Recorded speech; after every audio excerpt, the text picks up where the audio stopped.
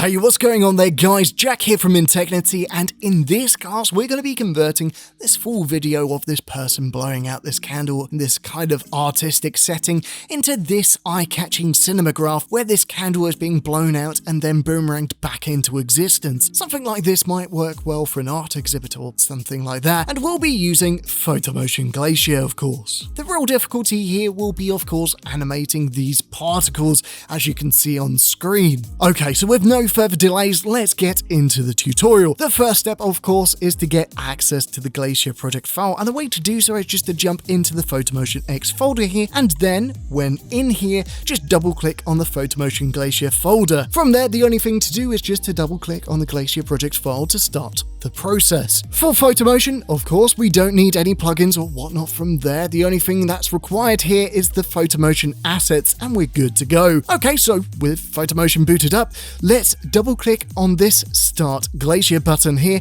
and start the process of constructing our project. When at the main dashboard, we'll want to double-click on this Add Video before even thinking about doing anything else. When in this composition, we'll do the same. Just double-click on this Add Video button here again. And when we reach this blank composition where there's no buttons or any other elements, we're in the right place, of course.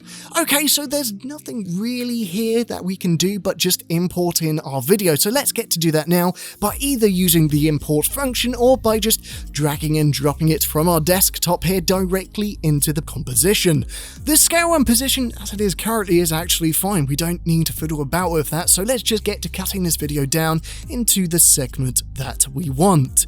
As you can see here in the final render, the only action that we can see is this lady extinguishing the candle. So that's exactly what we're looking for within this video clip. We can do so by just scanning around with our playhead, or if we know it's near to the end of the video clip, we can just drag down the video layer beyond the point at the beginning of the composition here, whilst making sure that our playhead is also at the beginning of the composition too. When we're close to that mark, we'll just scan around with our playhead for the right point, moving the clip along if we're capturing too much. What we want is that motion of the candle just being extinguished with maybe some smoke coming off from it. When we found the right spot, we'll just drag the end duration here of that video clip down to our playhead. By the way, if we hold shift, that will actually snap it to the playhead when it gets close, which is, of course, just a neat trick. So currently our playhead sits at the very end of our video clip duration, which now, if we go over to the frame count indicator, we can see that it's at 25 frames in length. Right, very important now, as we'll really want to keep a note of that 25 frame length, especially when we get to animating these particle layers. So if you don't see frames and instead see timecode, just control click on the timecode indicator, which will change it to frame count. So with that all sorted, let's go to one composition above, that other Add Video composition that we accessed in order to get into this one, and we'll set up the frame that we want the video to be frozen on. Now what we'll want to do is just move our playhead to the desired point where we want that freeze to occur, and then once we've found that point, what we'll do is move this marker, this freeze time marker, to the point where our playhead is. Again, if we hold shift whilst doing this, that will snap that marker to the playhead when it gets close. You'll also know if that marker matches up with the playhead as well, as you'll see this green box around the viewport appear, which will indicate that, again, the marker and the playhead perfectly match up. Okay, so now the video is frozen in that place. Let's just get to sorting out the rest of the animation.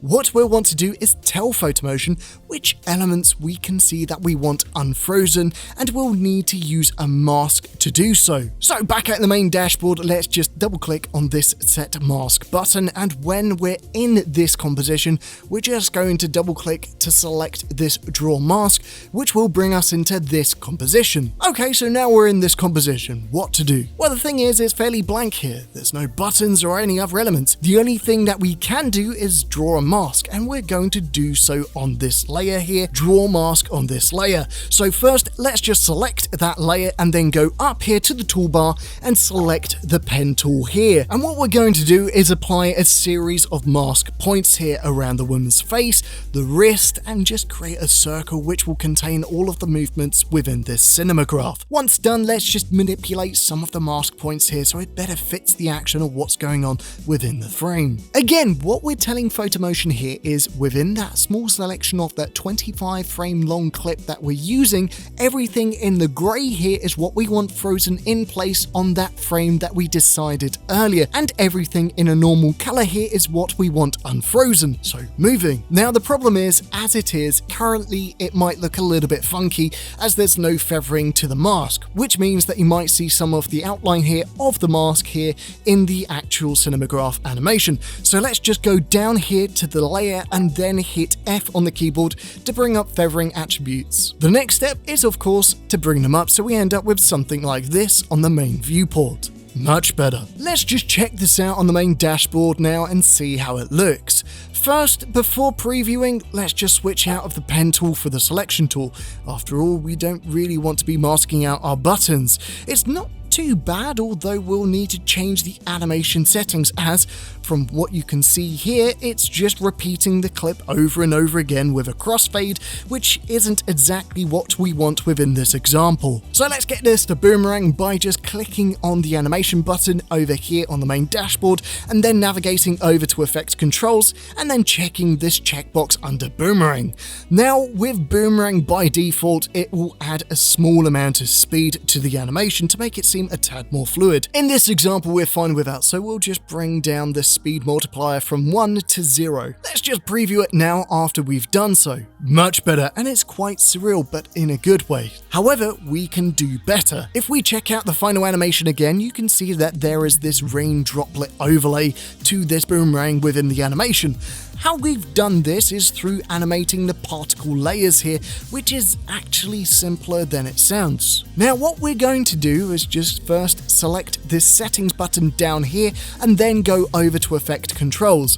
What we can then do is just select this activate particles checkbox here, which will of course activate the particle system that we have in place. Now petals within this animation aren't going to fit, so let's just change the particle type here from 1 to 11, which will change the petals here that we had earlier to the rain particle type that you saw within the final animation.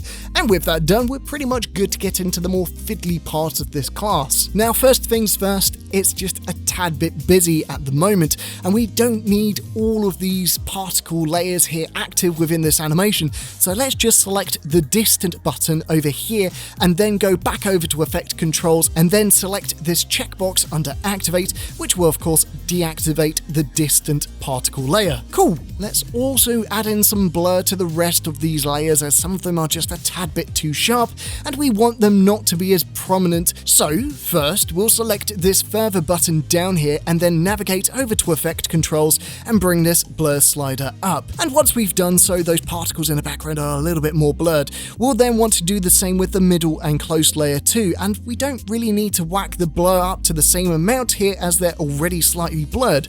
So we'll just apply a little bit more blur to the middle and then bring up the blur here of the closed particle layer by a very small amount. With that done, let's get into animating these particle layers, and we'll start with the close layer as we already have that selected. What we'll want to do first is ensure that our playhead is at the very beginning of our working area. Really important, that one. Then go back into effect controls and select this stopwatch icon next to the position Y. Basically that just controls the positioning attributes for the particles on the Y axis. We'll leave that alone for now and then we'll just go back down to the working area and then move our playhead to 25 frames in, the same length as the total of our animation. Remember when we were at the very beginning and we looked at the very end time code of that clip that we made, that was at 25 frames in length. So again, that's the reason why we're choosing 25 here. So here is the point where we'll want to bring down the position Y attributes.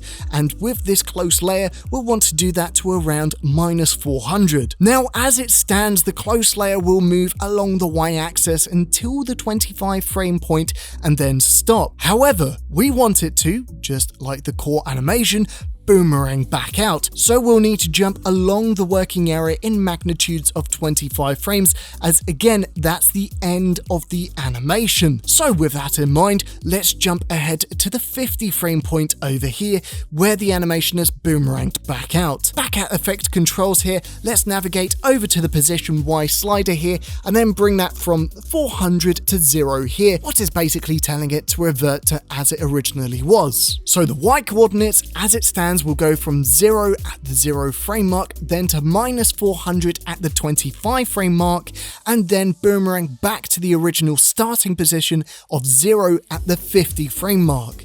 We'll repeat this process again, this time bringing our playhead to the 75 frame point and bringing down the Y position again to -400, and of course then bringing our time head to the next multiple of 25, the 100 frame point, and then reverting the position Y coordinates back to 0. We'll continue this process until the 150 frame point, and when we're happy, we'll do exactly the same with the middle particle layer. Again, first, we'll click on the middle button on the main dashboard to the right, revert our playhead to the very beginning of the composition, and then start the process over again. We'll go up to effect controls and then click on the stopwatch icon here under the position Y to turn on the animation attributes here, and then go back down to the composition and move our playhead to the 25 frame point, much like what we did with the close particle layer. And then when we're at the 25 frame point, we'll then go back up to the effect controls tab and change the positioning Y attributes to something more like -200, a little bit less than the -400 that we assigned to the close particle layer. We want this movement to kind of seem dynamic here, so the further away that particle layer is, the less we'll tweak those Y coordinates. Again, much like the close layer, we'll just repeat this process up until the 150 frame point, going along multiples of 25. One more time, we'll repeat this with the further layer, so go back to the main dashboard here, click on the further here, bring our playhead back to the beginning of the composition, and then click on the stopwatch icon in effect controls under the position Y attributes.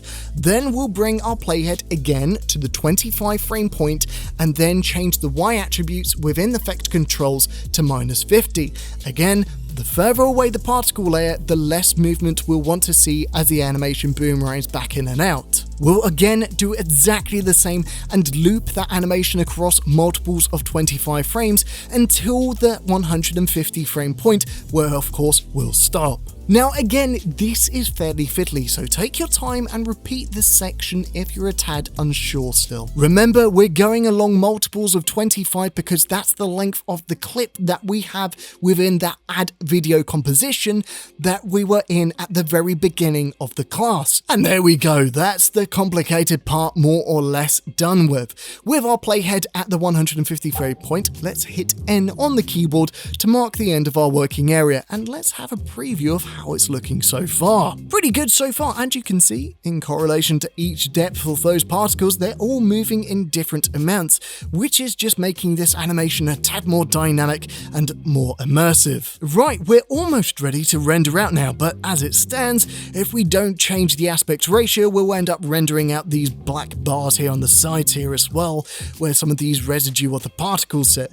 So we'll want to fix that first. What we'll do in order to fix this is just click on the resolution button on the top right of the dashboard here, and then go over to effect controls where we have two options. We'll first change the aspect ratio here, and we'll want to change it to square, which will basically just crop the animation into a square aspect ratio, and within this example, it's remove those black bars and residue of particles here. The next thing, of course, is to change the export resolution, as we'll want to export as 4K instead of 1080p. So we can change that within this drop down here in effect controls next to this export resolution. This won't change your preview resolution, Photomotion, by the way. With that done, let's get to exporting. First, we'll double click on this export button down here, which will bring us into this new composition that you can see here, and that has a series of numbers at the bottom.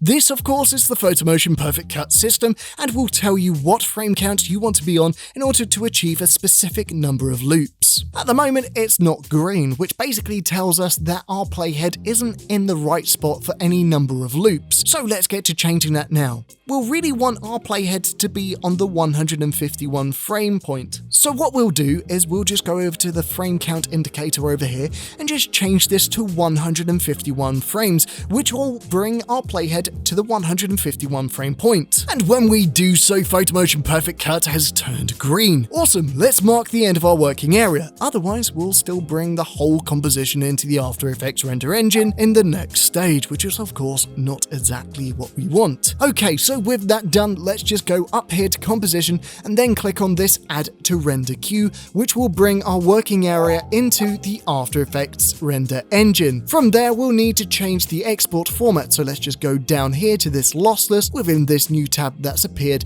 And then within the output menu here, we'll just want to change this format from AVI to QuickTime, as AVI is a fairly heavy format and is a tad bit overkill here. So once done, just make sure that you're happy with the output location and name down here. And of course, if you are, you're good to hit this render button over here. Now that of course will render out a .mov, but what if we wanted a H.264 file for uploading to social media? Well, what we can do is just bring this exported .mov file into Adobe Media Encoder, and when that's loaded and the file is within Media Encoder, the next step of course is just to make sure that the format here is set to H.264, MP4 in other words, and the location is to our liking. Lastly, all what's left is just to hit the green play button to render. And there we go, that's this animation concluded, and we have this really surreal cinematograph of this lady extinguishing a candle, which would probably be quite useful when promoting a digital art exhibition or something. Don't forget, if you're interested, we of course have plenty of other classes on different projections,